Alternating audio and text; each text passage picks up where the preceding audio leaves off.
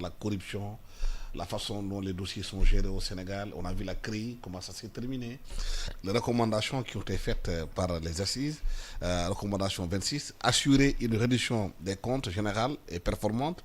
Recommandation 27, lutter efficacement contre la criminalité économique et financière, à mettre en place des dispositifs robustes de lutte contre le blanchiment de capitaux, de saisie patrimoniale et de recouvrement des avoirs. Définir un régime de protection des lanceurs d'alerte, ça on va y arriver. Cette question concernant la préservation des deniers publics, le vol, la corruption au Sénégal, les enrichissements sans cause, jusqu'à ce que l'ancien magistrat Youssou Ndiaye l'a dit au Sénégal, il y a des enrichissements sans cause dans ce pays. Oui, mais Alassane, ça c'est aussi, il ne faudrait pas qu'on veuille une chose et son contraire. C'est-à-dire que les Sénégalais, moi, c'est bizarre qu'on parle, par exemple, de la corruption que de manière aérienne, circonstancielle, quand ça arrange les uns et les autres, et que personne ne fait rien pour lutter contre elle, parce que c'est ce qui se passe à chaque fois, à chaque régime qui arrive.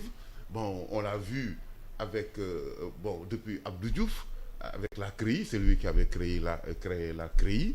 Bon, Wade est venu, l'autre est venu avec tous les instruments. Mais il faut qu'on s'accorde sur une chose.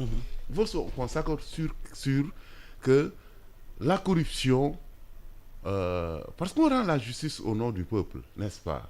On rend la justice pour les Sénégalais. Quelle est la perception des Sénégalais par rapport à la corruption?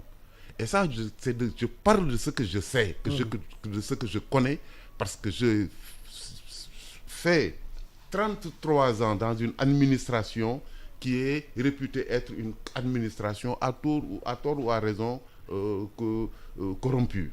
Donc, qu'est-ce qui se passe? Ça dit qu'il faudrait les corrompus qu'on sache avant eux qu'il y a les corrupteurs. Et que notre société est très corruptrice et utilise toute forme de corruption, même en temps normal. Je vous donne juste un exemple que moi j'ai vécu, que je raconte souvent. Et tout, j'ai eu à occuper un poste. Il y avait une pratique qui avait lieu là-bas. Bon, moi, j'arrive, les usagers, ils viennent. Bon, ils disent qu'ils veulent payer, ils doivent payer. Je dis non, vous ne payez pas. Parce que ça, c'est l'administration qui vous demande de justement faire cette formalité-là pour elle. Donc, vous ne payez rien du tout. Vous venez, on vous fait le document et vous partez. Bon, les gens, c'était un groupe de gens, de commerçants ambulants. Bon, je leur ai fait les documents et tout. Ils étaient réticents. J'ai donné le document.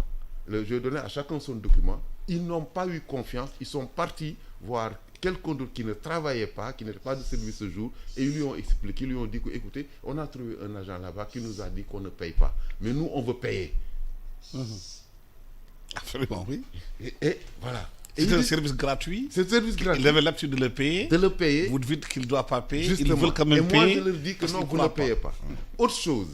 Parce que c'est ancré dans leur tête. Exactement. Autre chose. Quand moi, je suis là assis et que je fais mon travail normalement, l'usager arrive, je lui fais un document, je lui donne. Mais il va sortir quelque chose pour dire, voilà, chef, je vous donne ça. Vous refusez, il vous dit non. C'est mal comme un gourou. Non, tu es mon fils ou tu es mon truc. Non, chef, je vous donne non, machin. C'est-à-dire, on a une société qui est d'accord que la corruption, elle est normale. Et quiconque n'est pas corrompu, par exemple, les gens ne peuvent pas accepter que tu sois un pauvre douanier. Que tu sois un pauvre des inspecteurs de domaine. Si tu vas aux inspections, à l'inspection, comment ça s'appelle ça? Des domaines. Des domaines, des impôts et domaines, tu ne verras pas un pauvre là-bas. Le gars qui est pauvre, il est marginalisé, il est pris comme cible aussi bien par les usagers que par ses collègues, que par sa famille. Donc il faudrait qu'on redéfinisse quelles sont les valeurs qui doit porter. Parce qu'on ne peut pas demander à la justice de porter des valeurs qui n'en sont pas. C'est-à-dire que les Sénégalais, il faudrait qu'on redéfinisse leur vision de la corruption, du corrompu, de l'enrichissement sans cause, ainsi de suite. Parce que ici, quand tu es dans une administration et que les autres s'enrichissent et que toi, tu le refuses, c'est ta famille qui te fait la guerre en premier. Donc,